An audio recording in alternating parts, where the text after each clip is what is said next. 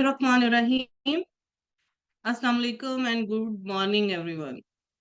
It is my pleasure to welcome you all to this pre-conference insightful workshop session on the topic of transforming ideas into impact, research methods for social scientists. Today, we have the privilege of learning from an esteemed expert in the field of economics, Dr. Atif Nawaz, whose expertise in research methodologies has guided numerous scholars in producing impactful social science research. In an era where knowledge drives change, the ability to conduct rigorous, relevant, and transformative research is more important than ever. This session aims to equip researchers, academics, and students with essential tools and methodologies to bridge the gap between ideas and real world impact. Dr. Atif Nawaz brings a wealth of experience in social science research, and his insight will undoubtedly help to refine approaches and enhance our analytical skills. Without further ado, let us warmly welcome Dr. Atif Nawaz.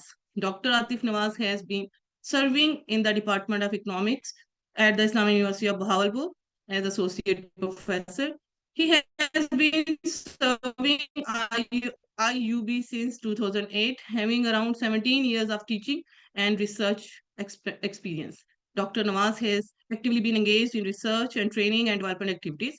He has conducted training on different research methodologies and data analysis in Pakistan and in Malaysia. He has vast and rich experience in data analysis and has commanded on various data analysis software such as Stata, eViews, Smart PLS, SPSS, Amos, NVivo, to name a few. Besides teaching and training, Dr. Atif has vastly published in well-reputed top-tier journals with top publishers. His area of research interest in environmental economics and natural resources and sustainable development. His research has been received attention from academics and has been around 5,500 citation with higher index of 33. So hopefully all of you are going to enjoy the session because Dr. Atif Nawaz is with us, and I would request him to start the session. Over to you, Dr. Atif Nawaz. And thank you everyone once again to join the workshop and to join this session. Thank you. Over to you, Dr. Atif Nawaz. Thank you very much, Dr. Madhia, for warmly welcoming and giving a brief introduction, rather a very detailed introduction.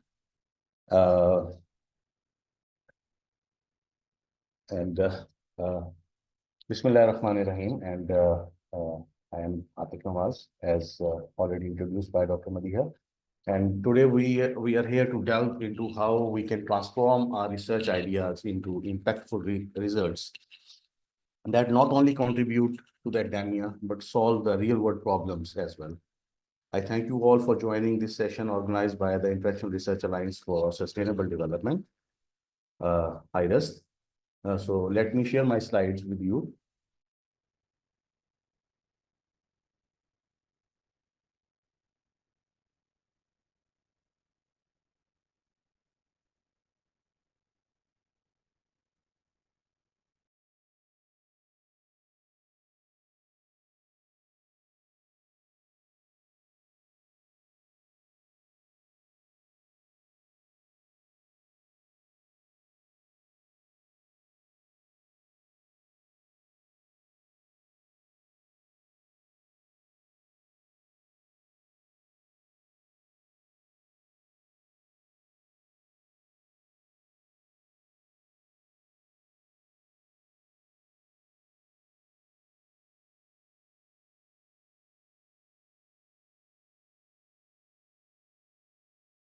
So I hope everyone can see my slides.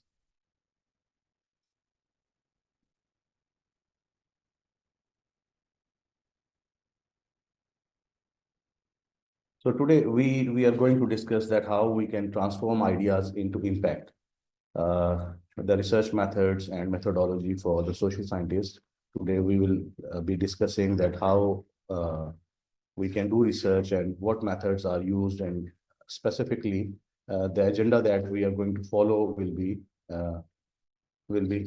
is shared here, that understanding research, First of all, we will see that what research is actually is, and what are certain boundaries of research, and what is the importance of research in our lives, uh, and characteristics of a good research. What are the characteristics of a good research study, whether it is a thesis or a research paper, and what are different types of research, and what is the research process, and how we formulate our research problem. This is very much important, and how we identify the research gap. What are different designs in quantitative research, and what design to choose, and what are various methods of data collection in the quantitative research. What are the different sampling types and techniques, and how to choose among them. And finally, how to write your thesis or a research paper, because broadly the contents are almost same. The difference lies in the depth of the content of the manuscript. And finally, we will be discussing and that how we translate our research into real world impact, how we connect it. So let's start with understanding the research. Research is, broadly speaking, um, this is more than a set of skills. Research is a way of thinking. We should be talking about research. We should be thinking about research in our daily lives, and we should be being an academics and being a critical examiner of the society, because we are social scientists, we are economists, or uh, uh, no matter what field we belong to, we should be critically examining the various aspects of our day-to-day and the professional life, understanding and formulating the guiding principles that govern a particular procedure, and then developing and testing the new theories that contribute to the advancements of your practice and profession. And this is a habit of questioning, basically. The question that we raise in our daily lives, that why something is happening. And this is a systematic way, this is a systematic examination of finding the answers of our research questions. The research questions are not something out of the box. The research questions are all those questions that are inducing us to find the answers of in our daily lives, all the problems that we face in our society, all the issues that we see around us. Let's suppose that if we are working in the field of health, there are several problems that we can answer, that can be our research questions. That how many patients do I see every day?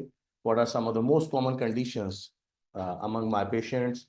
Or alternatively speaking, if my background is economics or the business studies, and I am discussing some kind of sales or marketing, then the questions can be like, what is the best strategy to promote the sale of a particular product, and how do our sales team is working, and what are the factors that is affecting the sales of my particular product, how satisfied are the consumers of my products.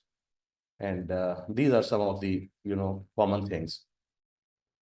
uh, the research can be conducted whether you are writing a paper, you are in your career, or you are a student of PhD or MS, uh, and even if you are doing your thesis in the BS, you can do the research by testing or validating the existing theories or developing the new theories. These the difference lies in the in using the research designs.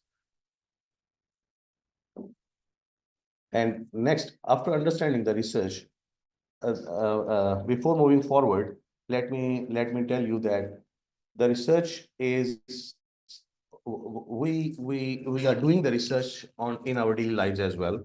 Whether we are going to with our friends to a restaurant, we are still doing the research, and this is from a very crude method to the very sophisticated and systematic manner in that we used to do in our PhD, in our academics.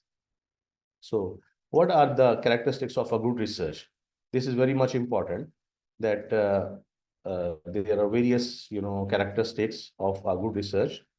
To name a few, the characteristics of a good research are it is, it is controlled, and it is rigorous. The control mean in the physical sciences, in the natural sciences, we can control the effects of different variables. However, we cannot control in the social sciences. Uh, but if we talk about model specification, so we can control the effects of several variables. So in the real life, there are many factors that affect an outcome. A particular event is seldom the result of a one-to-one relationship. Some relationships are more complex than others, and most outcomes are a sequel to the interplay of a multiplicity of relationships and the interacting factors. So in a study of cause and effect relationship, it is important to be able to link the effects of the cause variables with the effects variable and vice versa. In the study of causation, the establishment of this link is essential. However, in practice, particularly in the social sciences, it is extremely difficult and often impossible to make the link. So we need to control the effect of some variables that we have not added in in our model. So these variables are called the control variables. The second most important characteristics is the rigor in our research. The rigor can be defined by three characteristics: that the research questions that we have raised in our research are relevant, appropriate, and justified. Again, the degree of rigor varies markedly between the physical and social sciences and in different disciplines within the social sciences as well. So after controlled and rigorous, the third is systematic. A good research must be systematic. It should not be haphazard. We must follow the logical sequences that a research should follow. This implies that the procedures adopted to undertake an investigation follow a certain logical sequence. The different steps cannot be taken in a haphazard way. Some procedures must follow the others. For example, that we must identify the problem first, and later on we should conceptualize the research design, and after that we should do the data collection, data analysis, and then we move to the policy formulations. So a good research must be systematic. And the next very important characteristics of a good research is valid and verifiable. This concept implies that whatever we conclude on the basis of our findings is correct and can be verified by others, by our supervisors, by the community, by the readers. So anybody can verify what we have done in our research. So a good research must be valid and verifiable. It should be based on the hard facts, and it must be critical. And this is a very important parameter of gauging the goodness of a research, that it must pass the critical scrutiny. The critical scrutiny of the procedures used and the methods employed is crucial to a research inquiry. The process of investigation must be foolproof and free from any drawbacks, and it can be, scrutinized by anybody. So all these characteristics are very much important to follow, and particularly if you are students, uh, then you must follow in your thesis that your research must be systematic, rigorous, valid and verifiable, and critical and empirical. Empirical means it must be based on the evidence, on the truth, on the evidence. So these are the characteristics of a good research. After uh, discussing the characteristics of a good research, uh, let's discuss what are different types of research, because this is, in a session of 1.5 hours or 2 hours, I will try my best to cover maximum aspects of research methodology and the methodologies and how our research impacts the real world. So I have to go in a bit quick manner. So discussing the types of research. Uh, whenever we are discussing the types of research, there are some basis of research, basis of categorizing research into different categories. So there are three basically bases. The first is from the point of view of application. There are two types: pure research and applied research. With the viewpoint of objective, there are four types: descriptive research, correlational research, explanatory studies, explanatory research, or exploratory research.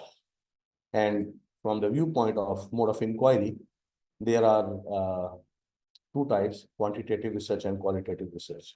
So first, let's discuss that what is pure research and what is applied research. Uh, in social sciences, we usually do most of the time we do the applied research. Applied research is you know is uh, doing research using the existing methods and procedures and the applications that are already developed by others. And in social sciences, this is very rare that we are doing the pure research. Pure research is most of the time it is conducted in these settings of physical sciences or the natural sciences. However, in social sciences, most of the time uh, we usually conduct applied research. In applied research, in economics, because my background is economics, so let me talk about economics a little bit. So in economics, we can do pure research if we are going to develop a new method or a new procedure, a statistical procedure, an econometric method. If we're going to develop a new one, so that comes under the pure research. However, in applied research, we apply existing methods and procedures and tests to verify or to solve the real world problems, to verify or to validate the existing theories, or testing the presence of some kind of hypothesis or theories that whether they exist in our real world or not, or to analyze the particular phenomena, or to discuss problems related to the people and the society. So this is the difference between pure research and the applied research. And talking about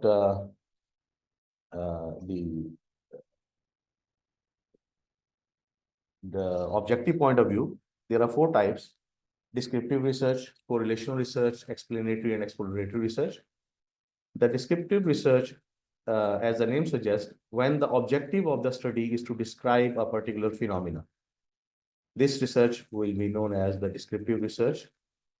A descriptive study attempts to describe systematically a situation, a problem, a phenomena, service or program, or a policy or a government program, or provides information about the living conditions of a community, the working conditions of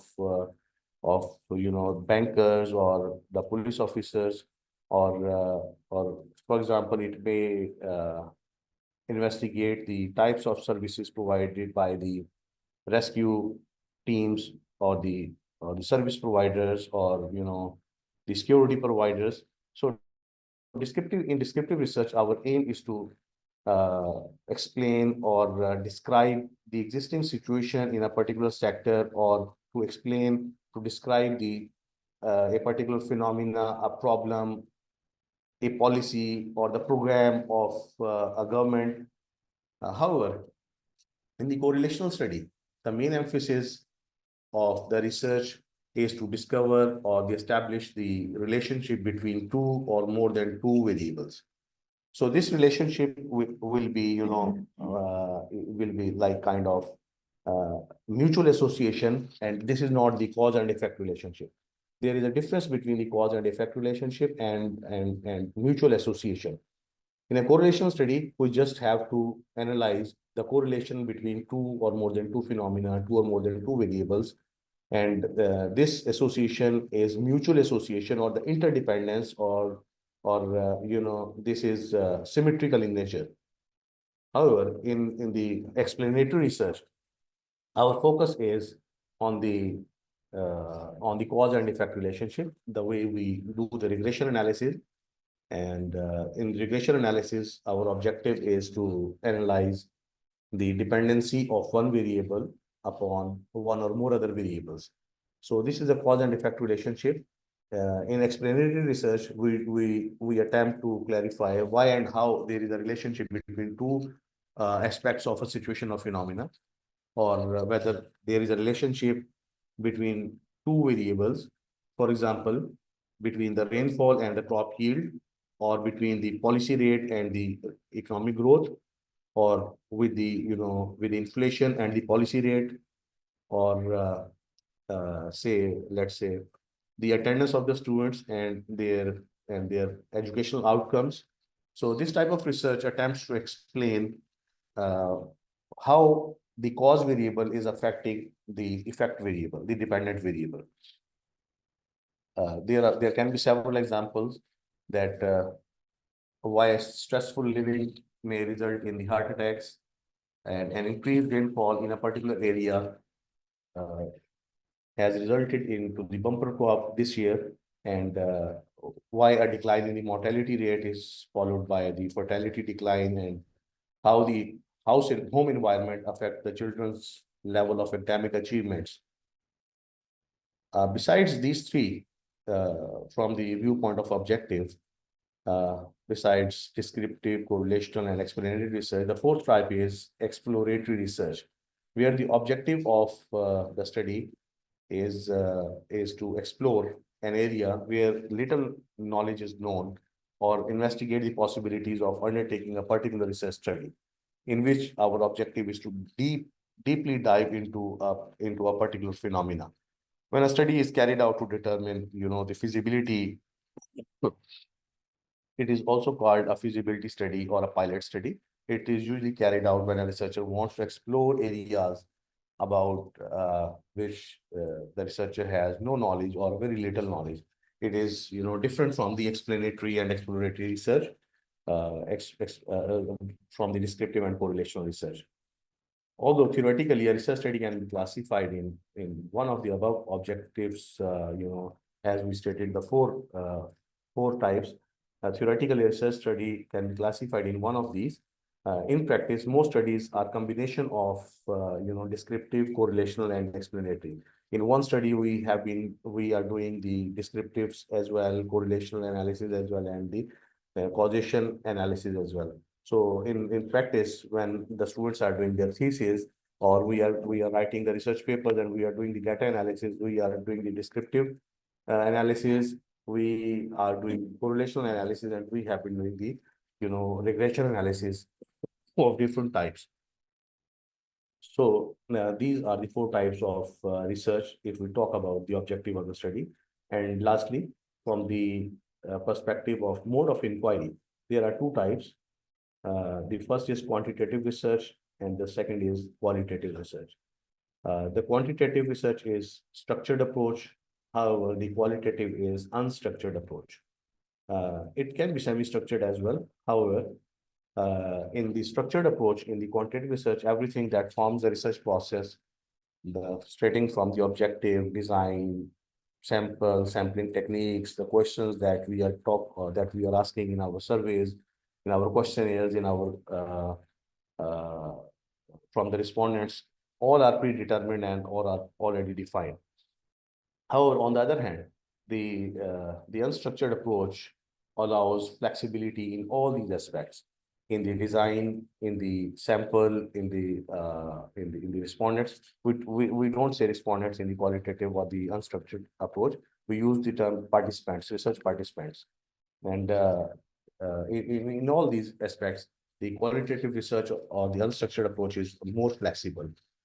The structured approach is, more appropriate to determine the extent of a problem, issue, or phenomena. The objective of the quantitative research or the structured approach is to generalize the findings that we have find out on the basis of analysis from the sample. We generalize these findings on the whole population. However, in the qualitative research or the unstructured approach is predominantly used to explore the nature, variation, diversity in a phenomena, issue, or a problem, or we dig deeply into an issue or a problem or a phenomenon. For example, like if we want to research the different perspectives of an issue, the problems experienced by people living in a community or different views people hold towards an issue, and then these are better explored using an unstructured inquiry or the qualitative approach. That why the let's say the problem of begging, we have the problem of begging in our society. So why there is begging? Why beggars are used to do begging? So there are two approaches. One is structured and one is unstructured. In structured approach, we use like numbers, how many beggars are there, how many hours of begging they used to do every day, and we can just analyze it with their earnings, with their health outcomes, with the societal issues. However, using the unstructured approach, we can interview them and we can dig deeply that what are the factors that are pushing them to do the begging. So we can explore some new knowledge. We can explore this phenomena in depth uh, using the unstructured approach or using the qualitative approach. The qualitative approach, is more deeper than the quantitative approach. The objective of the studies, is different in both these cases. Okay, let's move forward. Uh, if you have any questions, just write, and at the end of the presentation, we will be answering all the questions, and we will be discussing this presentation and all the aspects of this presentation uh, after the presentation in the question answer session. Okay. After the types of research, let's discuss the research process. What is the process that we must follow? So on this slide, we can see the research process. This is, a broadly, this process is followed in all the social sciences. There can be little variations in each step. However, the broad the broad framework or the broad process remains almost same, even in the physical sciences as well, physical and social sciences. But let me specify it a little bit. In all the social sciences, the broad research process remains the same, as I have mentioned on this slide.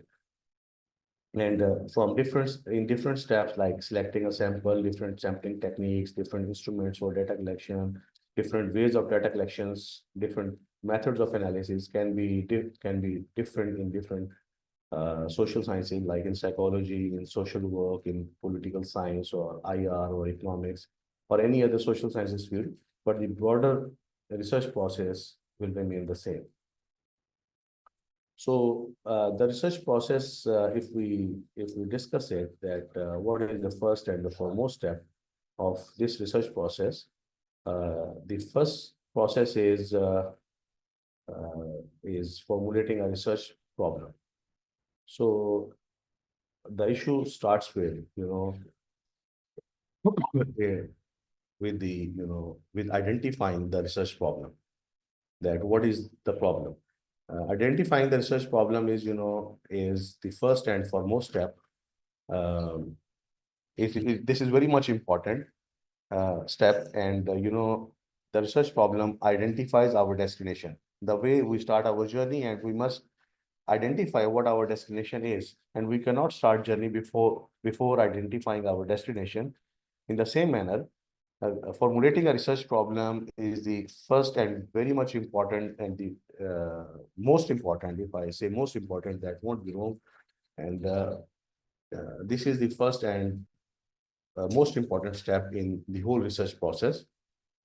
It should tell us and our research supervisor, our readers, our community, that what we intend to do, what our research actually is, what we want to do. And in the whole research process, this is the first phase in which we plan that what our destination is, what we want to do. The more specific and clearer we are, the better our research study will be. As everything that we follow in the research process, in the research designs, methods and procedures for measurements and instruments for data collection, sampling strategies, methods of analysis, and writing our dissertation or the research paper, or or are all are greatly affected by that how we formulate our research problem. Therefore, we should examine it thoroughly, carefully, and critically. So, the next step is uh, after deciding that what we want to do, what our research topic is, and what is the problem that we are going to analyze in our study. The next step is to conceptualize a research design. There are different research designs in qualitative and quantitative research, and even in the mixed method studies, they all have different research designs. So we will be discussing the research designs in the quantitative research in today's this talk and this workshop. And there are various research designs. In my successive slides, I will be talking about all these steps one by one, that how we conceptualize our research design, what are different research designs in the quantitative research, and after deciding that what design we are going to follow, uh, uh, then the next step is to uh, adopt or adapt or construct an instrument for data collection. Uh, in the quantitative research, this is very much important that all the measurements are available, all the variables, all the concepts that we are going to analyze, that we are going to use in our study, uh, must all have the measurements available in the literature. And if the measurements or the instruments or the constructs are available in the literature, then we adopt them. And if we do some kind of alterations in the items or in the statements of the items in the questions, then this is called the adapting an instrument from the literature.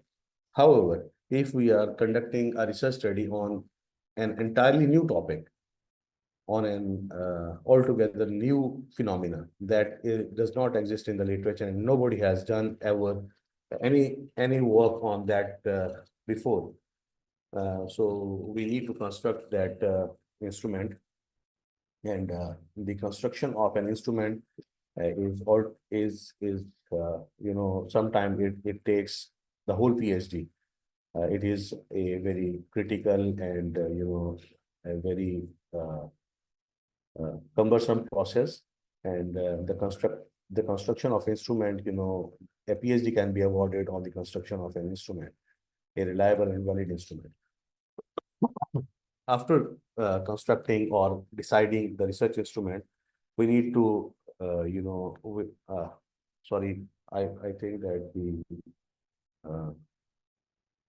the next step is selecting a sample. It is, the data collection should go after this. So selecting a sample should be the fourth step. So data collection should be here, and here deciding a sample.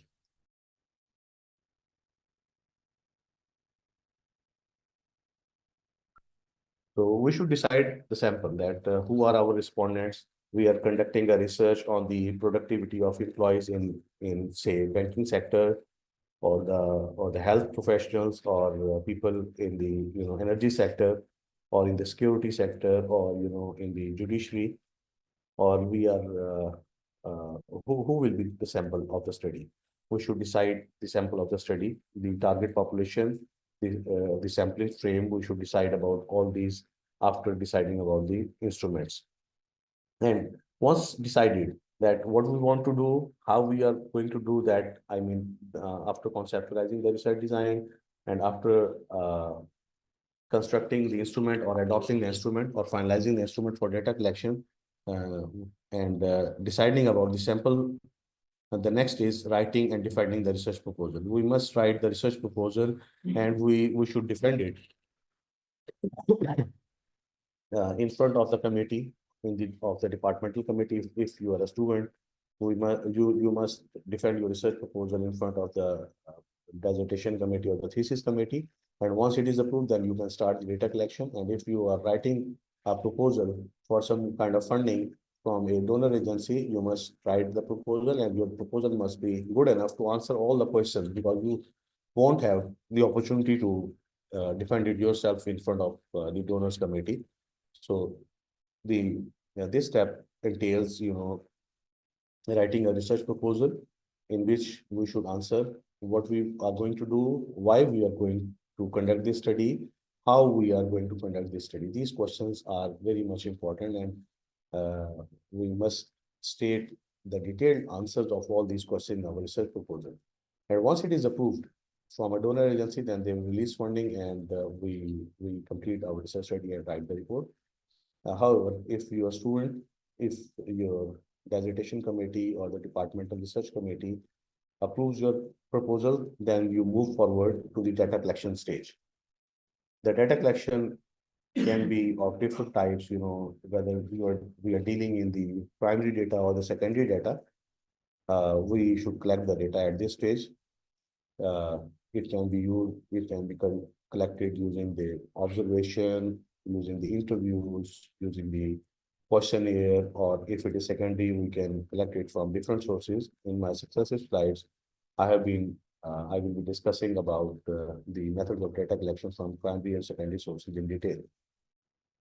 Once the data is collected, the next process is data cleaning. We clean the data we check the data for the existence of some outliers, the missing observations, and we process the data. We display the data, different infographics, different graphs, meaningful graphs, and we analyze the data using different analysis methods. All these come under the quantitative data analysis techniques. So we will be holding another workshop for, because data analysis needs a separate workshop, at least for the introduction of all the techniques. It will be a day-long workshop. And once the data is analyzed, then if you're a student, you write your thesis. If you have acquired funding from a donor agency, you will be writing the research report and submit to the donor agency. Uh, this is the whole research process, and this process remains same in all the social sciences. However, the research designs could be different, and the instruments can be different, and the data collection techniques can be different. Data analysis techniques can be different. After discussing the research process in general, let us discuss each and every step in detail, that how we formulate a research problem and how we identify the gap. Uh, Formulating a research problem and identifying a research gap. Importance of research, formulating a research problem, as we discussed before, that its importance can be measured by the fact that we have made an analogy for this, that the importance of formulating a research problem is like determining the destination uh, before starting a journey. If we don't know that what we are going to do, then we cannot decide about the research designs, about the data collection, about the instruments, about the variables, data analysis. We cannot do anything. So that's why formulating a research problem is very much important, is the most important step. And what are the sources of research problem? There are four sources. I have seen students asking their supervisors that please suggest a topic for the thesis. However, uh, the thesis of the students must be the topic of the thesis of the students must be decided by the students themselves. The supervisor should only help them and guide them that what are different problems and what are different policies for analysis. So the sources of research problem, there are four P's. If I write here, there are four P's. These four P's are people, problems, phenomena, and policies or programs. These four P's lead us to finalize the research topic or research problem. Number one, people. We can do research on people. People working in the banking sector, in the teaching profession, in the universities, in the health sector, in the energy sector, and in different sectors. We can analyze their performance. We can analyze their productivity. What are the factors that are hindering the productivity of healthcare professionals, and how what are the factors that affect the performance of banking employees or the salespersons in a particular sector. Apart from the people, we can do the research on problems. We can see problems around us. uh, there are several problems like inflation is a problem, unemployment is a problem, energy crisis is a problem, weak governance or poor governance is a problem, and poor infrastructure is a problem. And if we start listing the problems around us, we we can list more than 100 problems around us, like banking, gambling, and low productivity in firms, in organizations, in our institutions, and weak institutional structure. And these all are problems. Just what we need to do is to keep an eye on all the problems, and then we decide that what is the issue that we are interested in. So there are various problems around us. We just need to focus on the problems, that what are the problems that we are going to analyze, and what are the problems that we are going to find solutions in our research study. And the phenomena, the cause and effect relationship between two variables or more than two variables, why the crop yield increases when there is an increase in the rainfall, and why uh, why a particular relationship happens, why there are more accidents on a particular crossroads, or why uh, why our environment, why there is climate change, and why that uh, uh, average temperature rises every year. So all these are problems as well as phenomena that we can undertake. We can find out the answers. And policies and programs. There are several government policies or government programs that we can do the analysis.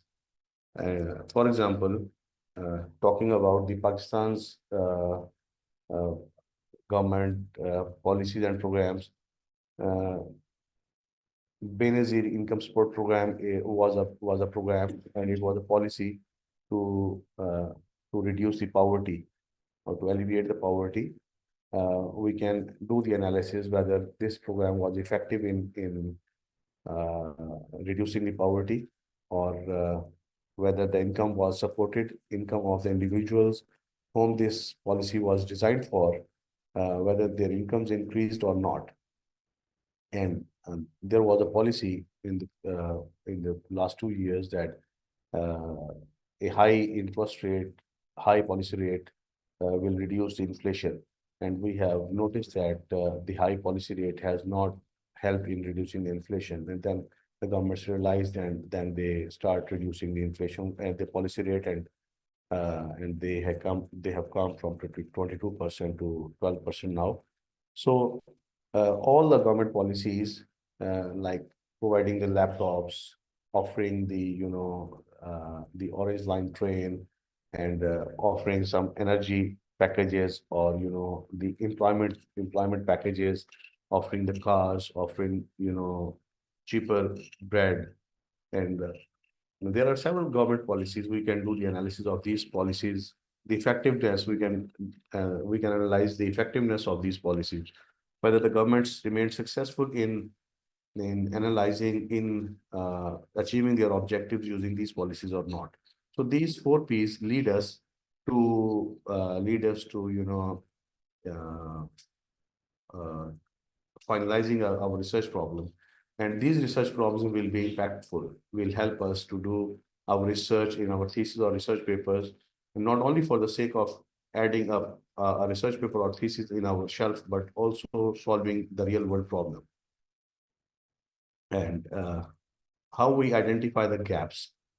Whenever we observe a problem in our society, we just start literature review on that, and we can see that people have been doing analysis of that particular problem that we are focusing on, and uh, there is a benchmark. In my experience, I have noticed that there is a benchmark of 100 papers that after reading 100 papers, though this is a laborious work, but after reading 100 papers, you can see the literature gaps, that what aspects of a particular phenomena are still missing and still need attention of the researchers.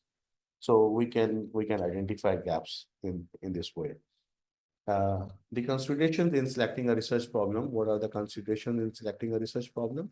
There are various considerations, and the first and foremost consideration in selecting a research problem is the interest of the researcher. No matter if you are a student or an independent researcher, uh, your interest should be of the prime interest. If you're not interested in a topic, you cannot do research on that particular topic.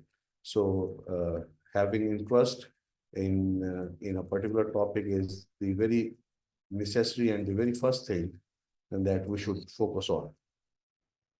uh, a research endeavor is usually time consuming and involves hard work, and possibly there are various unforeseen problems. So if you select a topic which does not greatly interest you, it could be, extremely difficult to sustain the required level of motivation to complete the study, because it needs energy, it needs time, it needs financial resources to complete the study. And if you are not interested in a topic, it will never help you to complete the study.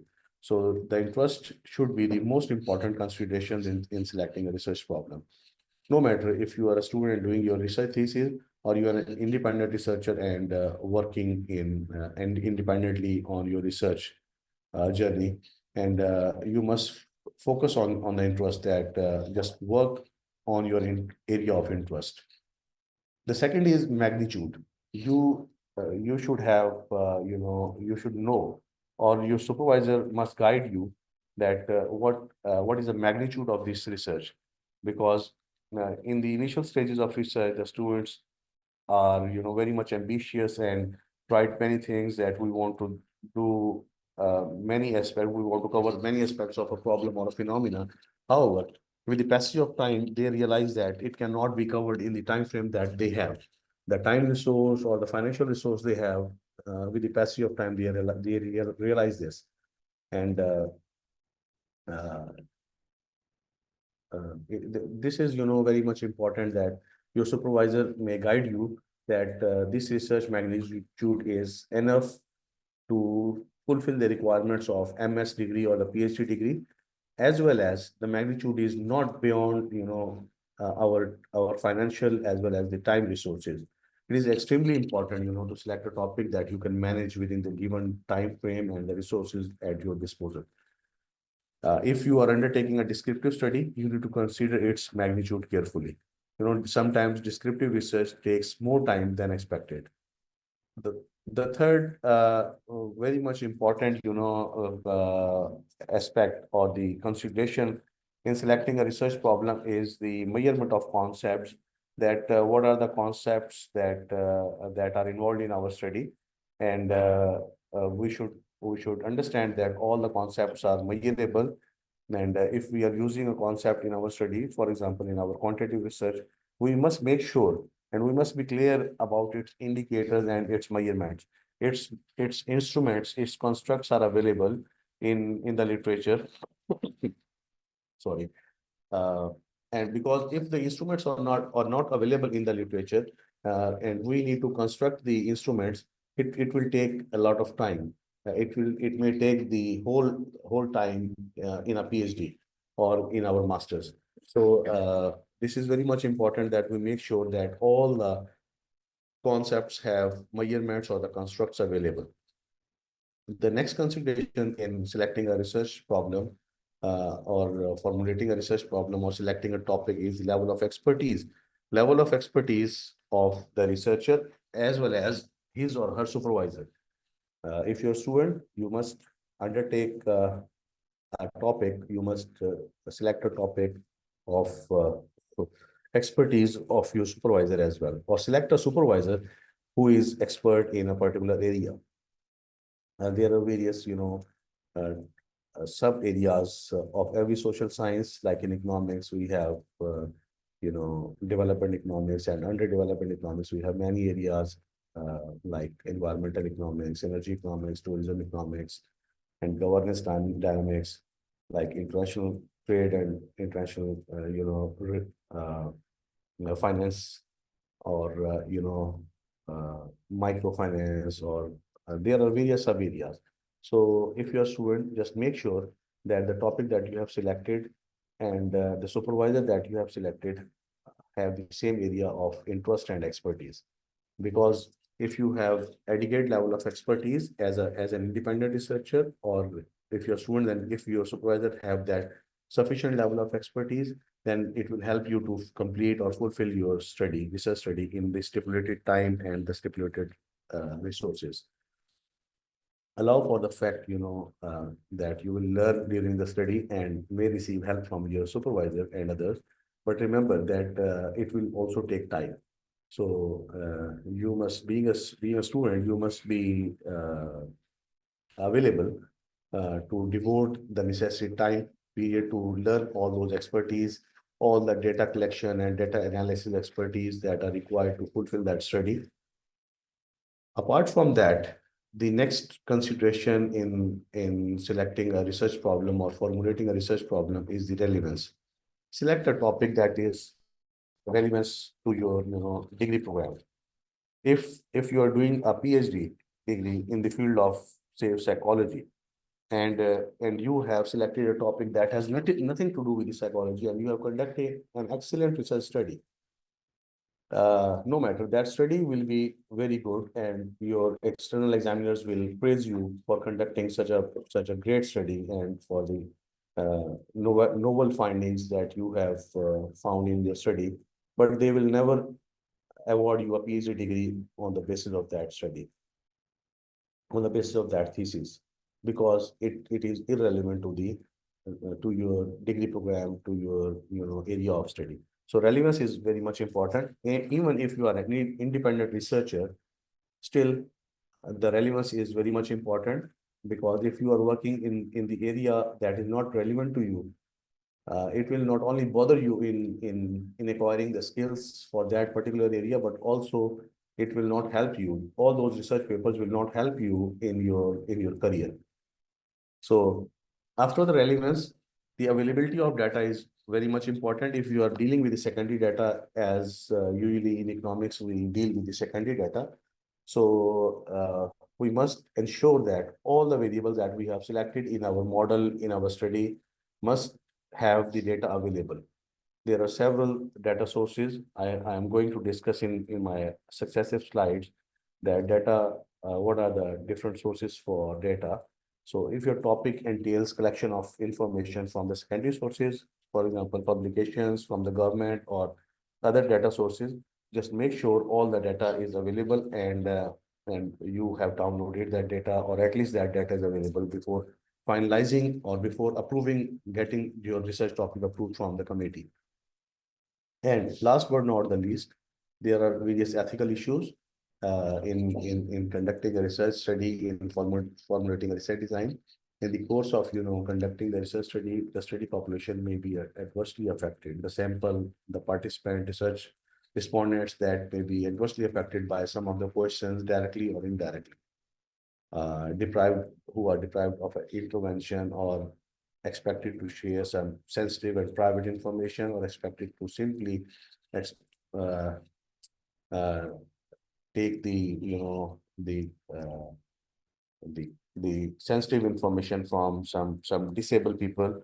So just take care of handling all these ethical issues in formulating your research problem. how these ethical issues can affect the study population and how ethical problems can overcome should be thoroughly examined before, selecting a research problem. If your student, your supervisors can help you in uh, in discussing or in fulfilling these ethical issues. So, and being an independent researcher, you must be keen about this about all the ethical issues that you encounter in your study. So, uh, after discussing the considerations and selecting a research problem, what are different steps in formulating a research problem? Uh, this is simply a 3-4 step procedure. Number one is we must select a broader area of research. For example, if I am interested in a particular problem like the domestic violence that I am interested in, this is the broader area. The first step is to identify the broader area.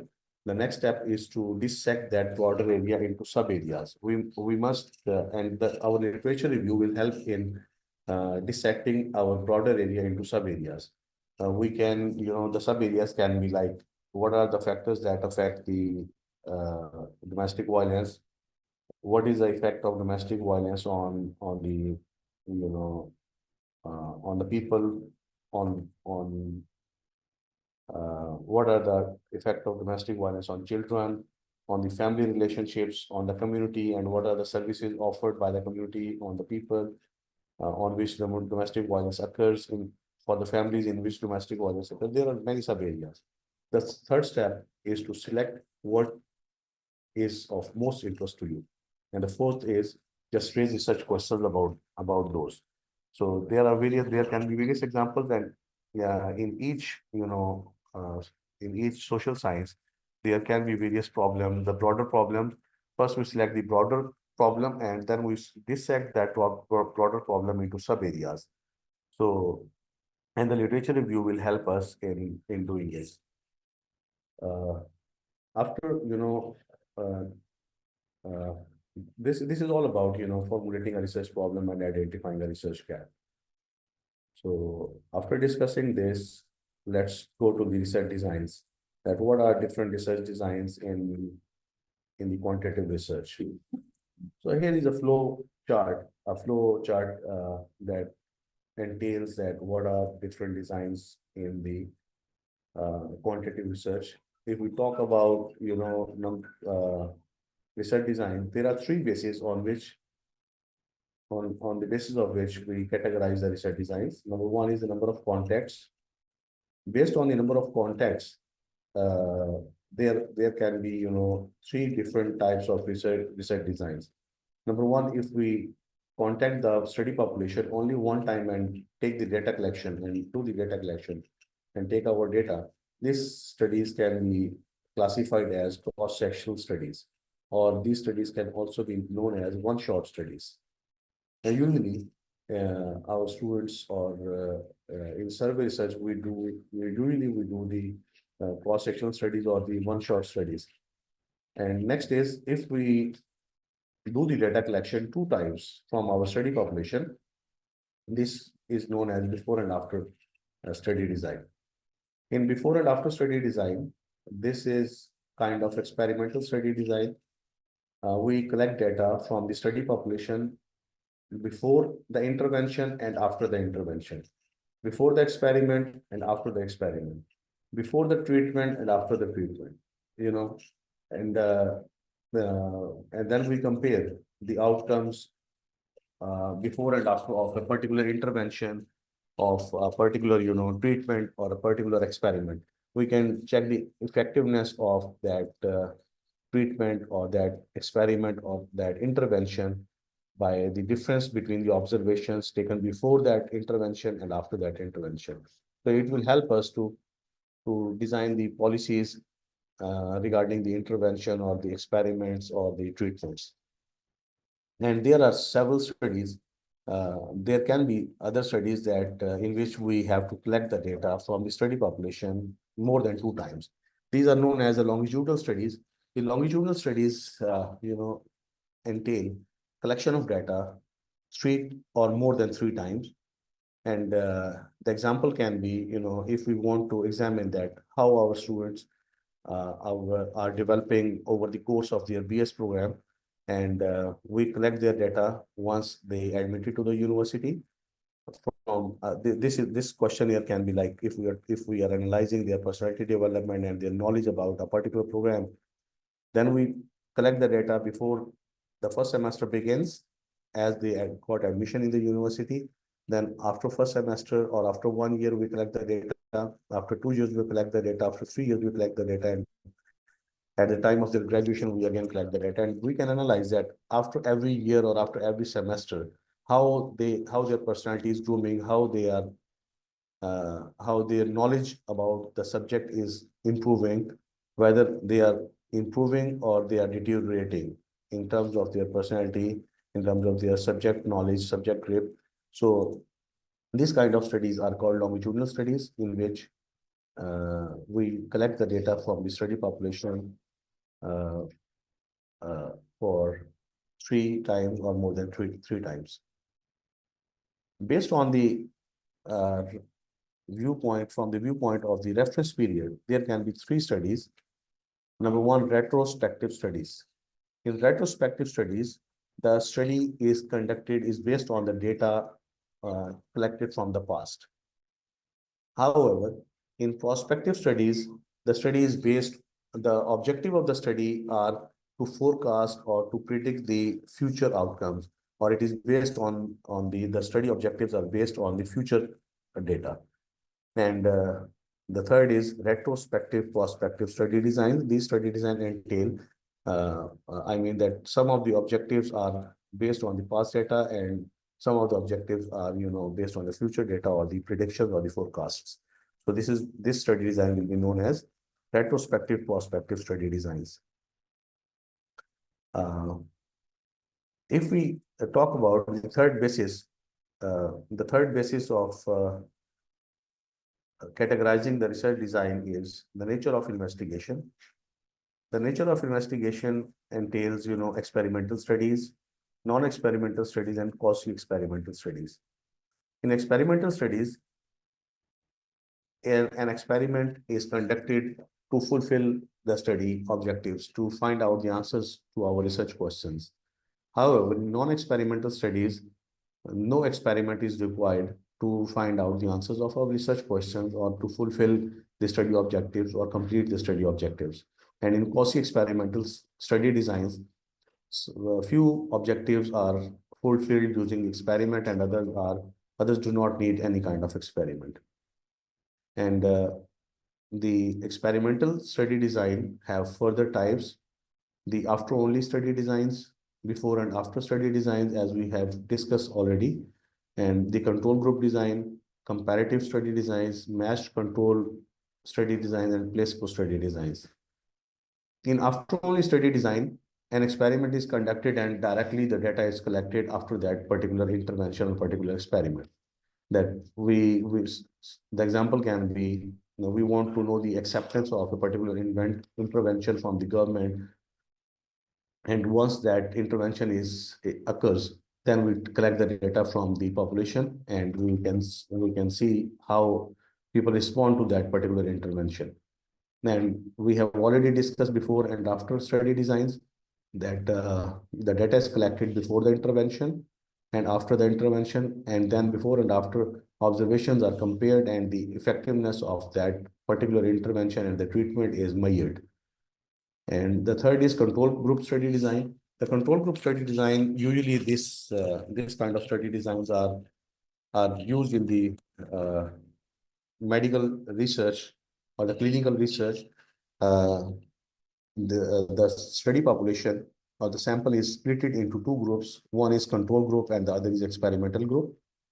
And the control group, we control the effect of the experiment on the control group. However, the experimental group goes through the experiment or the intervention or the treatment, and we just compare both groups before and after observations, and we can see whether the effect of a particular treatment has what is the effect of that particular experiment, and what are the effect of other factors that we have not noticed.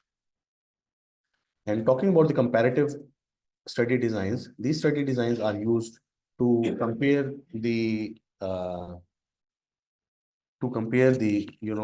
two or more than two interventions.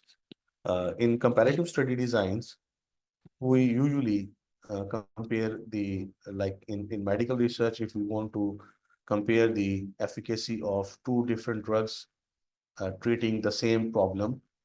So on two same kind of samples, we just uh, conduct the two different experiments, and we use just two different treatments, and then we can compare the efficacy of those two treatments. After that, we have the matched control experimental design. In matched control experimental design, this is very much similar to the control group and the comparative group. However, the matched control means we just create the groups or by matching their demographics and their characteristics. And the both groups or three groups that we create, all the sample participants must be similar in their demographics and in their vital statistics, in their demographic information. They must be same. And placebo study design, there are three groups. One is experimental, one is placebo, and one is control group. The placebo group is meant to measure the effect of the psychological treatment on the study population. So these are the different types of experimental design. So each of this study design needs a thorough discussion, and that will last for 3 to 4 hours to further dig into the details of each and every study design, its advantages and disadvantages. So our time does not allow us to go that deep into every study design. So after study designs, let's discuss about the methods of data collection in quantitative research. So there are two kinds of data. One is primary data and the other is secondary data. So let's discuss about the secondary data first.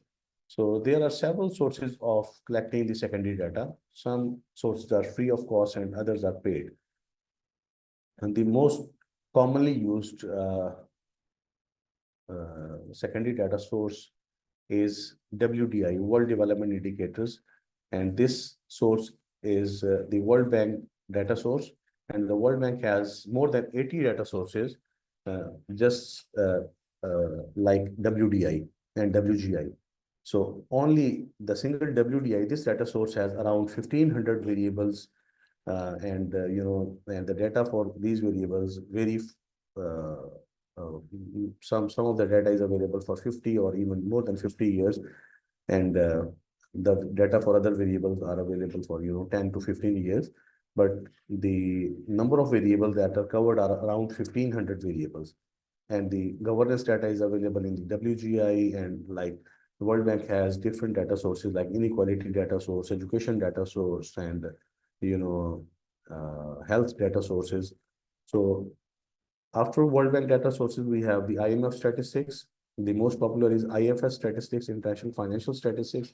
If we want to get data on the financial statistics, we just go to the IFS and take the required data set. The OECD data portal is another very rich source of data.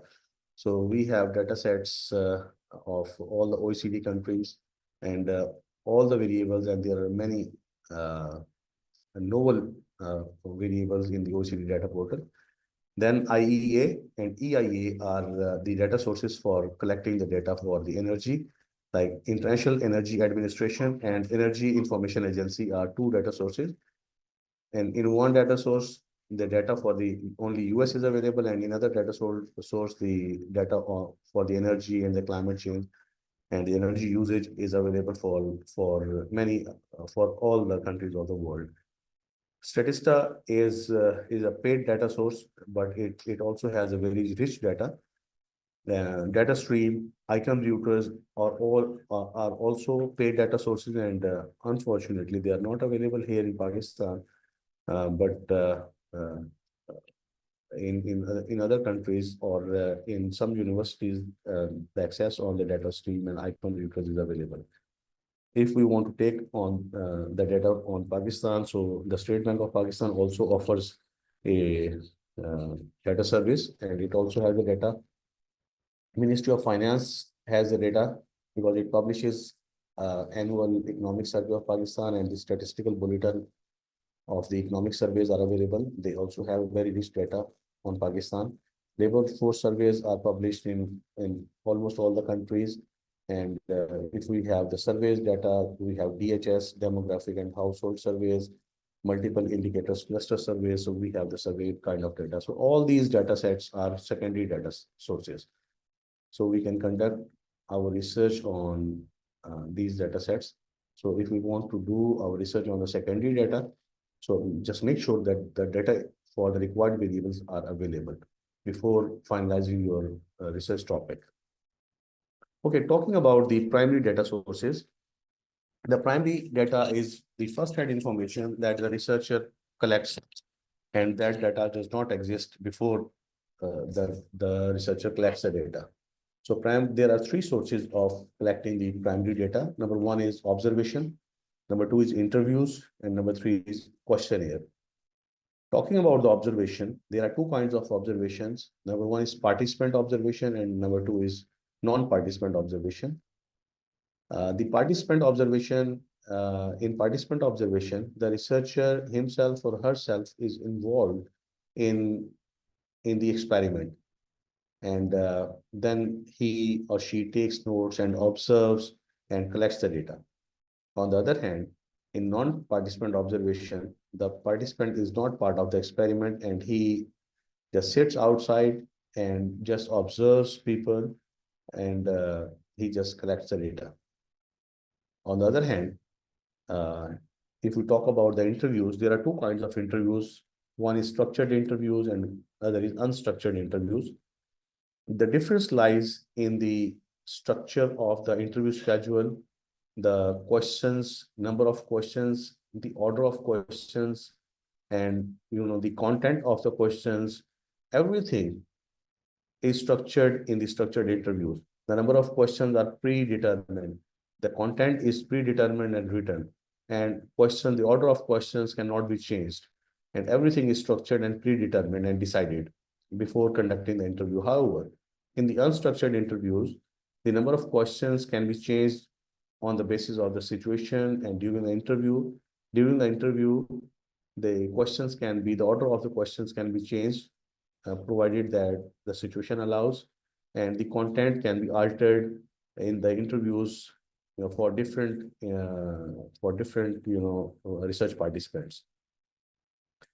And the third way of collecting the data from the primary source is questionnaire. Usually the students and the people who are conducting research using surveys, they use a questionnaire. Questionnaire is a set of questions having some demographic information and the instruments of all the variables that are involved in our framework, in our model. So the most popular way of administering the questionnaire these days is Google surveys. Google surveys is very quick and most effective, most cost-effective way of collecting the data. So we can collect the data from many people and from thousands of people, even millions of people using the Google survey. However, there are various disadvantages of using the Google survey. The first one is the response rate is too low, and we do not know that the information coming from the Google survey comes from the respondent himself or herself, or anybody else has filled the has filled the questionnaire. The second is collective administration of the questionnaire. If we have our respondents, they gather at some place. For example, if I am interested in collecting the information from the students, if I'm working on the performance of students or any problem that the students are facing and my respondents are the students, so I can collect the data using collective administration of the questionnaire in the classroom setting. And in a classroom, I can get 30, 40, 50 students together, and I can just distribute the questionnaire among them, and then I guide them, and then they can fill out, and I can get my required data. There are some advantages as well as disadvantages for this method of administering the data collection, that the responses are not, uh, uh, cannot be true, because the respondents may feel that the researcher or the data collection agent is, in front of us, and they may not reveal the true information, and our responses may be biased. However, its benefit is it has a good response rate. And the third one is mailed.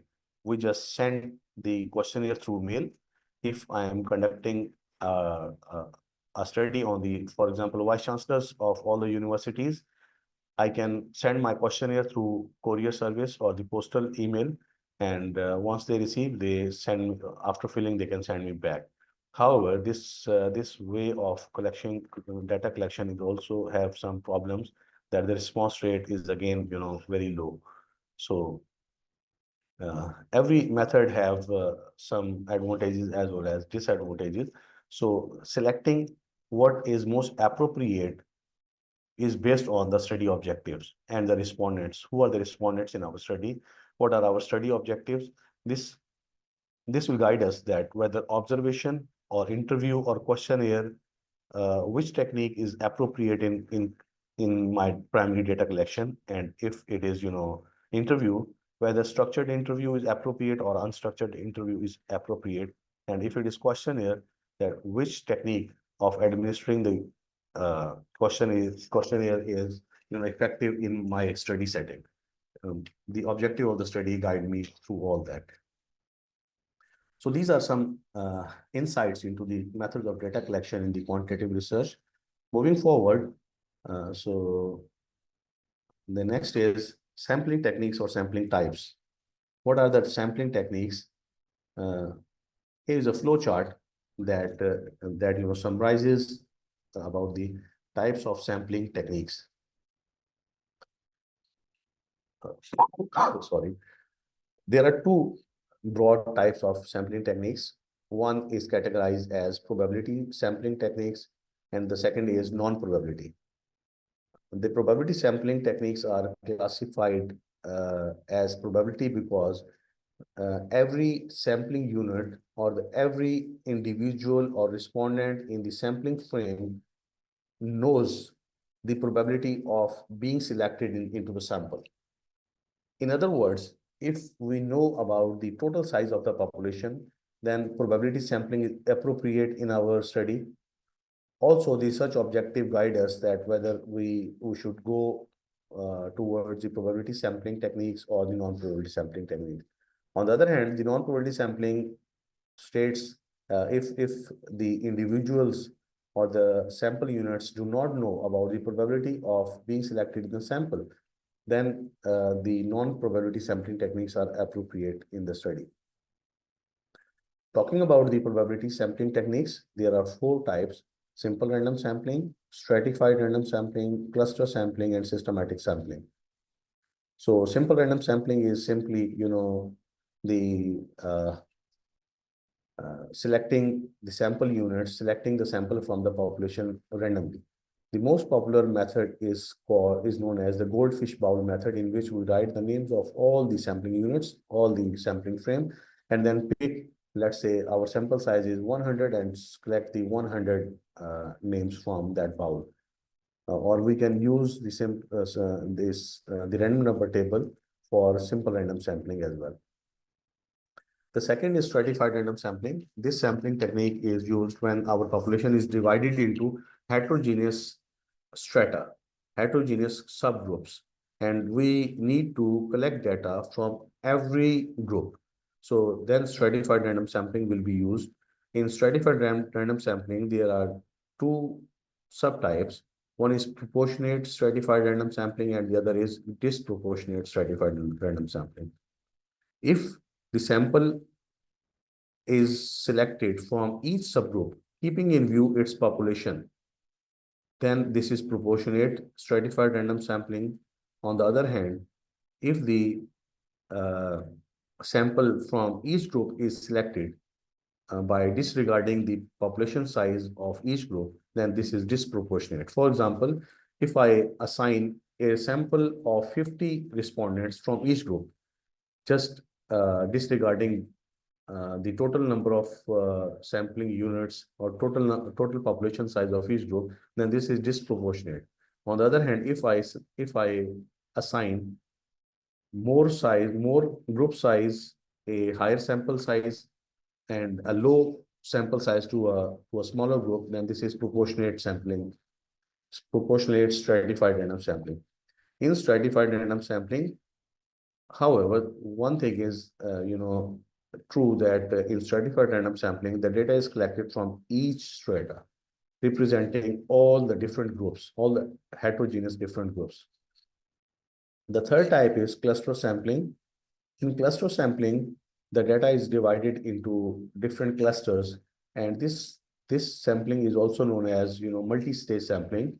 In first stage, we select the different groups, different clusters, and then on the second stage, we select the sampling units. This multi-stage sampling can be two-stage sampling, three-stage sampling, or four-stage sampling. For example, if I want to collect data on different uh, students uh, from a university, the first way of selecting the sample is, firstly, I select different faculties, and on second stage, I select different departments. At third stage, I select different students from different departments. So this is a multi-stage sampling, and the stages can be two, three, four, or as many as there are subgroups in the population. The last one is systematic sampling. If we are following a particular system for selecting a sample, that I select, every fifth name from the list, or I select every third name from the list. If we are following a particular system for sampling, and this is a non-random sampling technique, and however, this is a probability sampling technique because we have the sampling frame with us. Uh, On the other hand, talking about the non-probability sampling techniques, we have, quota sampling, purposive or judgmental sampling, convenience or accidental sampling, and snowball or referral sampling. In quota sampling, we assign quota to different kind of groups in the sample. For example, if I'm selecting, students, I assign quota that out of 100 sample, a quota of 50 is assigned to the male students and quota of 50 is assigned to the female students. This kind of sampling is quota sampling.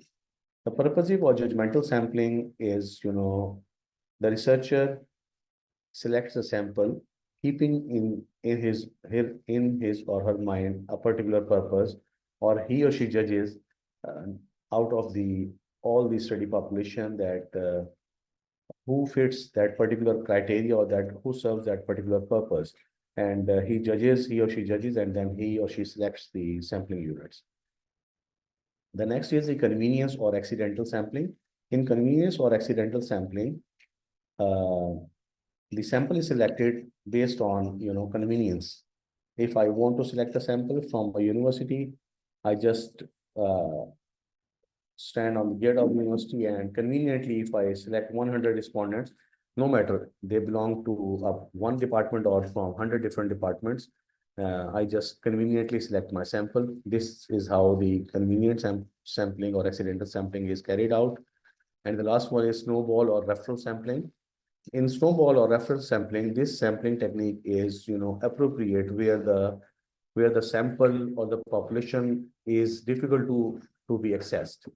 So this in this sampling technique, we just select one unit, one sampling unit, and then from his reference, we reach to the other members. And in this way, the snowball rolls on and takes different sampling units. After discussing or after having some insights into the sampling techniques, let's discuss that this is particularly important for the students, and I will talk little about the research paper as well. Writing your thesis, the thesis must have all these chapters that are stated in the yellow color. The first is introduction. Usually, this structure is followed in all the universities, and there is a little difference in the third chapter. I will discuss it later on. In the first chapter, the background of the study is discussed at very first stage, and that will lead us to the problem statement. And the problem statement should be written in a very concise and precise manner. This should be statement rather than an essay or a story. This problem statement must be a statement of not more than one paragraph, and all the details of the problem are must be written in the background of the study. What I mean is to write all the story in the background of the study and stating the problem in the problem statement directly. And the research, after that, the research questions are formulated, and these are pinned from the problem statement. These arise from the problem statement. After research questions, the research objectives are formulated, and the significance of the research is stated. The significance of the stated is the contribution of the study. And after that, the scope of the study is mentioned, and then a paragraph can be written on how the study is organized. The first chapter, serves as the face of the thesis or the face of the research study. And similar to the research papers, the first introduction is the face of the research paper. It must be uh, most important and most impressive of all. After the introduction, the second chapter is literature review. The literature review must be critical, written in a very critical manner, and it must be divided into conceptual literature review and empirical literature review. In conceptual literature review, uh, the literature of all the concepts, of all the variables, all the historical evolution of the variables, all the historical definition of the variables must be mentioned in a logical and sequential manner. And once the conceptual literature review is completed, then empirical literature review should be written. And the empirical literature review entails the relationship between the dependent variable and all the independent variables, or the moderating variables. And the empirical literature review should be written in a logical and sequential manner, and in which the literature is categorized as uh, literature strand, where the relationship between two variables is positive and negative and insignificant, and these should be stated in different headings.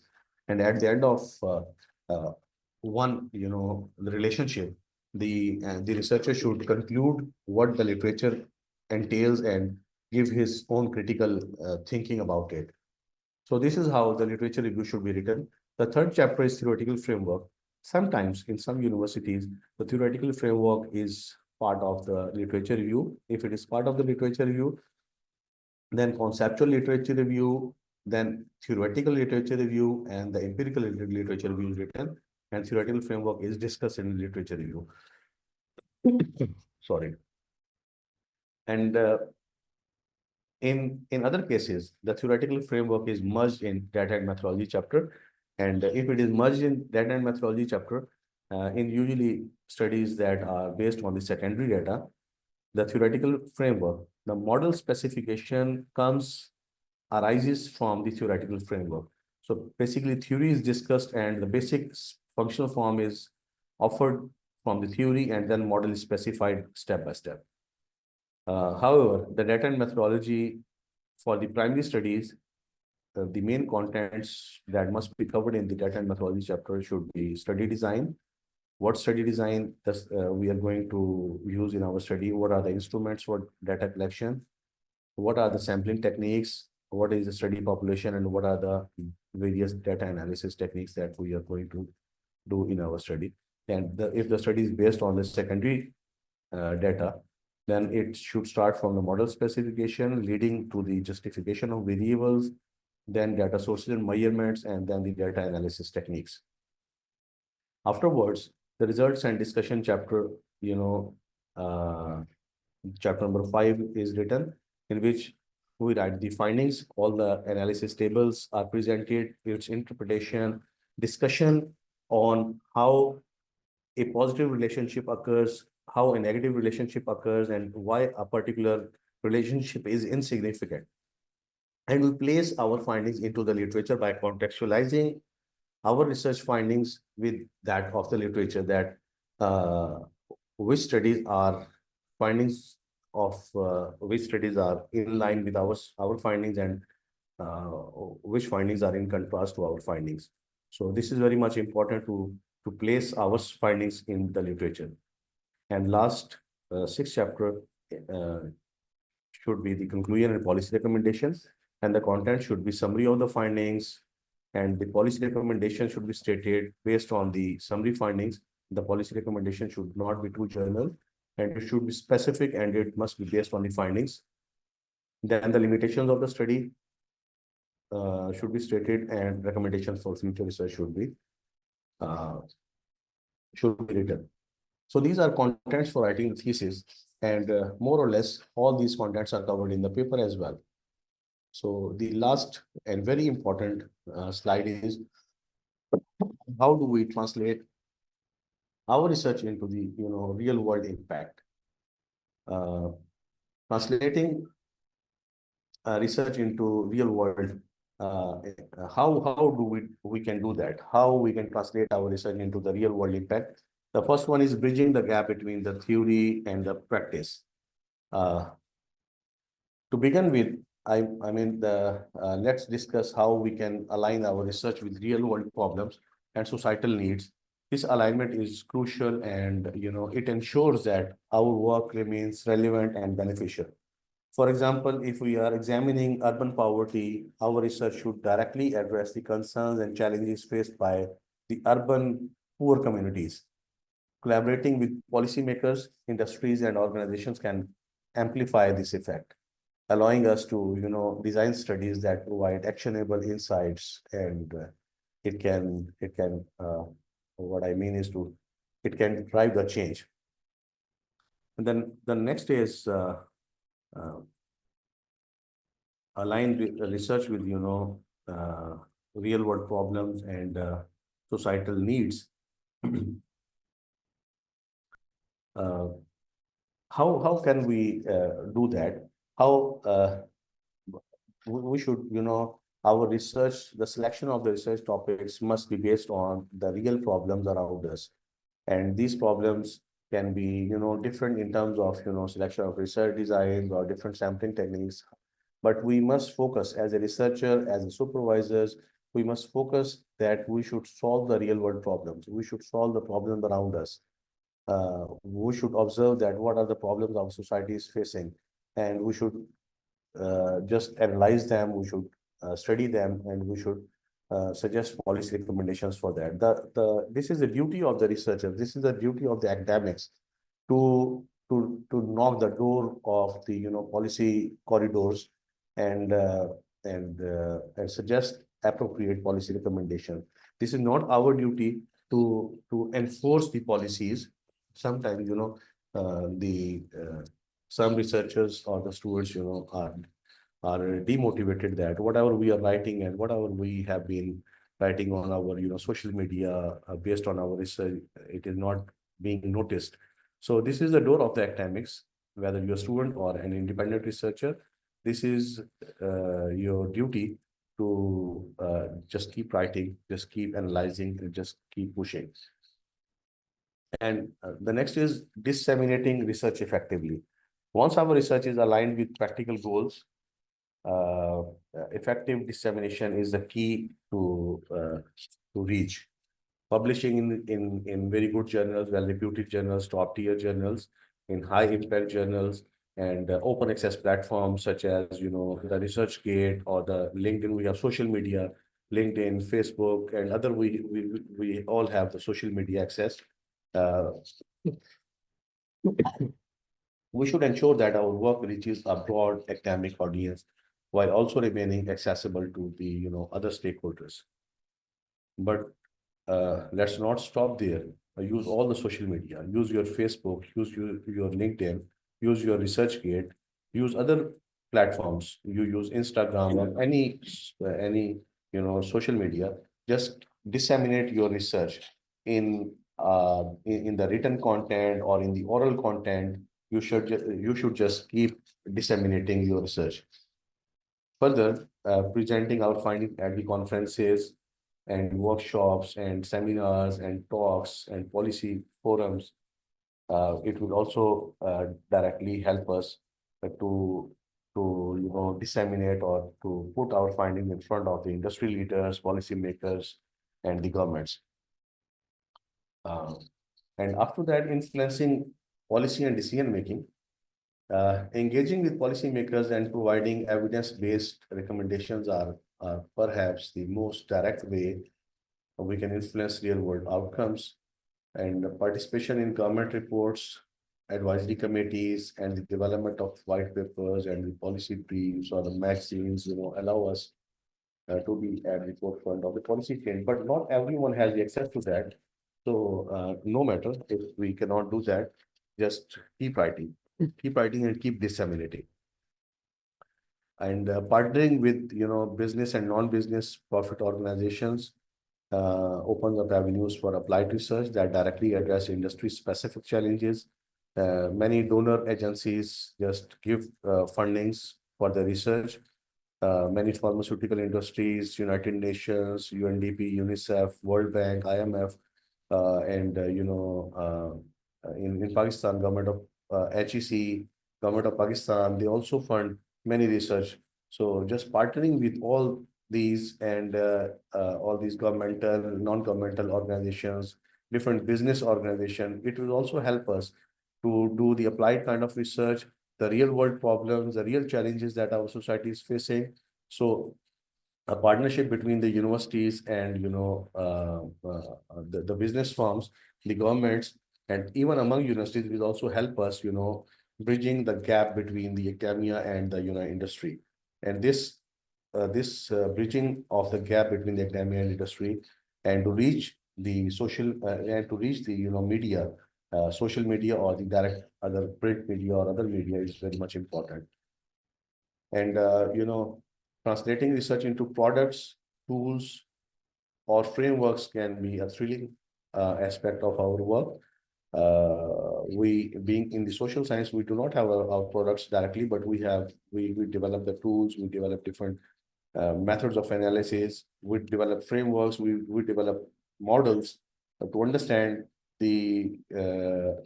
different phenomena, to understand different problems, and to we offer the solutions to different problems. This problem, this process often involves exploring commercialization and entrepreneurship opportunities. So securing fundings and grants can also help us scale our research initiatives from mere concepts to impactful innovations. And sustaining long-term impact is, uh, sustaining long-term impact may engage, we should engage in interdisciplinary collaboration with the, broader aspect.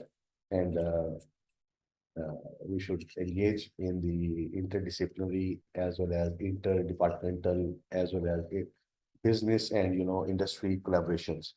These collaborations can enhance the scope and scale of our impact, bringing together the diverse perspectives and the expertise from the industry and the academia and the business community. And moreover, fostering the mentorship and capacity building programs within research communities ensure a continuous flow of ideas and innovation. So this is how our research can make an impact. It is also vital to monitor and evaluate the societal contributions of our research, to learn, to adapt, and to plan for future, projects effectively. I think we are running out of the time of our workshop. So to conclude, transforming, research into real-world impact involves a dynamic and multifaceted approach, from aligning our research with real-world problems to ensuring that our findings are disseminated and applied effectively. Each step is crucial. Each and every step is crucial. to do a quality research and then to disseminate it to all the platforms, to publish it in the high top tier journals, and to disseminate it to all the social media, to collaborate and to do partnerships for securing the fundings to do the quality research. All are very much, you know, important. And let's commit ourselves to not only pursue excellence in our research, but to, ensure that our work contributes meaningful to the society. And let me thank to all of you to listen to me, very patiently and with the attention. And I look forward to our discussion and any questions that you might have. Uh, Let me, uh, stop sharing my screen. If you have any question, over to Dr. Madiha Riaz, please. Okay, thank you, Atif Nawaz. And at the end of this insightful session, I would like to extend my sincere gratitude to Dr. Atif Nawaz for his valuable insights and for sharing his experiences with us. And a big thanks to Dr. Atif Nawaz and to all the participants. I would like, if anyone has the question, so they can raise their hand and we will unmute them and they can ask from Atif Nawaz. And later on, I will make an announcement for coming days. So right now, I think we should start the question answer session. Thank you, everyone, and you can raise the hand. Thank you. Yes, we have some questions in the chat box as well. The first one is, sir, could it be possible to highlight these things mathematically or theoretically? Of course, we can, while in the course of modeling, we do it mathematically and, theoretically as well. The theoretical basis of our modeling is very much important. Our model cannot come from nowhere. It comes from the theory. So, and we discuss it, mathematically as well. And please share the recording of the video. Of course, we will share the recording later on. And if we read a research article on internet, is it authentic or not? How can we know? This is very interesting question and very, very pertinent. Uh, uh, there are in this time of, publications, uh, we can see many predatory journals are also there. So what we need is to make sure that the journal that is being published is, at least, it is accredited from, or it is indexed from different indexing agencies. Let's say if we are talking about Pakistan, it is indexed from the Higher Education Commission of Pakistan, or it is indexed in the Web of Science, or it is indexed in the Scopus, or in the ABDC, Australian Business Deans Council, or ABS ranking. It is in the ABS ranking. So the way institutions are accredited, in the same manner, the different journals receive indexing from different indexing agencies. So, and there are, many top tier publishers, namely, Springer, Elsewhere, Taylors and Francis, Emerald, Sage, Oxford University Press, and there are several other, top 8, top 10 big publishers. So they have very good journals. So all the journals have a process of peer review, blind peer review process of reviewing the papers. So, and the findings published in those papers are, valid and reliable to the best of that journal. Thank you very much, Khadija, uh, for this very informative session. Thank you. And if anyone has a question, Mr. Yes, Sias. yes, hocam. Hocam, right now I'm in Turkey, not Cyprus. Here, hocam, the word means sir. Hocam means sir, hocam means mere ustad. The kind Ah, of like that. Hocam, I have a question. We are here. My background from Pakistan, DG from our area is same. I'm also a Seraiki speaker. Hoja, my question is that we are struggling for paper publication, especially in our thesis for PhD. how can we rescue ourselves? Like a student is struggling 1 year, 2 year, especially when we are struggling for the journal, and when we get the specific one, the journal get delisted, and then we need to start again, and journal taking a lot of time. Like, let's say if you are wanting to publish in this journal, you need to wait for their first decision, 6 months, 4 months. How can we rescue from us from that position? Thank you very much, Rojan. Yes, this was a question from Sajad Hussain, and it is very pertinent question because our many PhD scholars have been struggling from this issue that they have been doing a very good work, and when they submit the paper to the journals, they keep they take time, even 3 months at the editorial decision, and then it goes to the review process, and 6 months, 8 months are taken in the review process, and at the end of the day, they reject the paper. So this is the problem. I have been designing some slides on how to handle the rejections from the journal, how to select the appropriate journal, what are the key things that we need to focus on while selecting the journals, and how to write for the high impact journals or the journals from the top publishers. And inshallah, we will disseminate that workshop with you as well. And just a quick answer can be like, first of all, the selection of the journal is very much important. There are few things that need to be focused. And number one is your paper lies within the area, within the scope of the journal.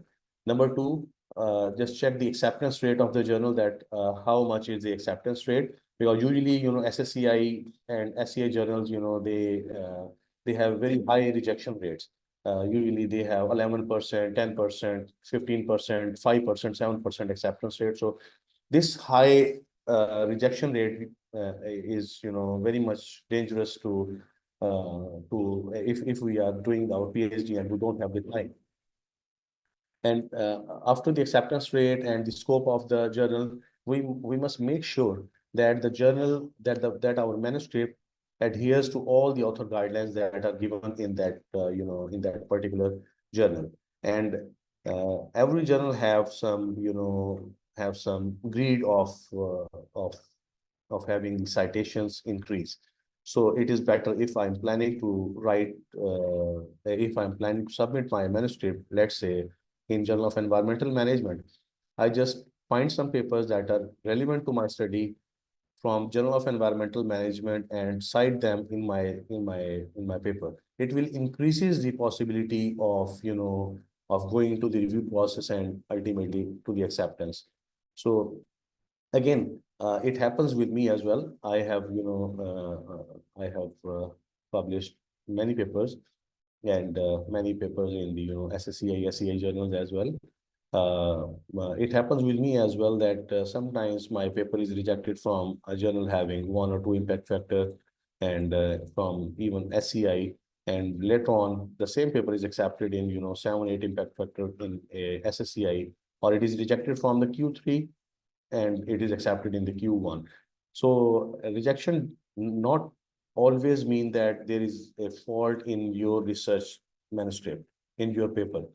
There are various factors that need to be considered, that needs to be focused for the publication. But all the things that I mentioned, it increases the possibilities of publication, but there is no guarantee.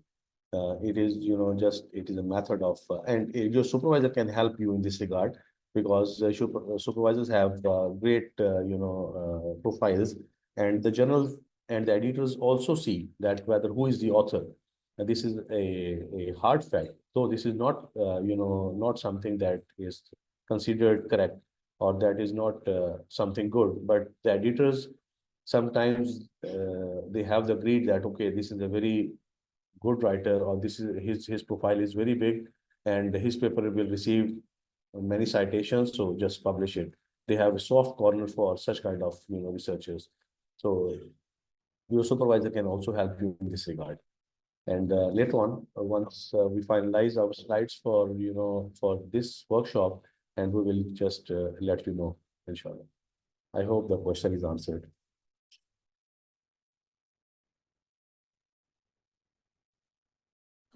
Once again, thank you so much, Dr. Atif Nawaz. And thank you, everyone, for joining us for today pre-conference workshop as part of the International Conference on Sustainable Development 2025. We hope you found this session really insightful and engaging, as Dr. Atif Nawaz has shared a lot of valuable experiences with you. I am pleased to announce that tomorrow, Feb 7, 2025, we will hosting our second pre-conference workshop at 11 a.m. Pakistan Standard Time.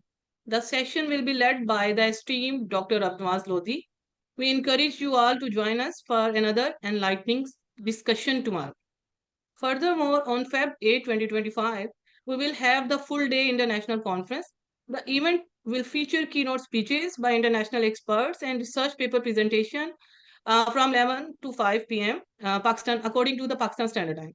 This will be an exceptional opportunity to engage with thought leaders and scholars from around the world. We look forward to your active participation in the upcoming sessions. And thank you once again for being with us today. And we hope that you will enjoy the tomorrow session and as well as the conference. And we look forward for you to join us tomorrow and day after tomorrow. Thank you once again. And thank you, Atif. And thank you all the participants. And this will be the end from my side. And would you like to, Atif, would you like to say something? So you can now at the end as say your anything for goodbye to everyone. Thank Yeah, you. thank you very much, everyone. Thank you, Dr. Matia.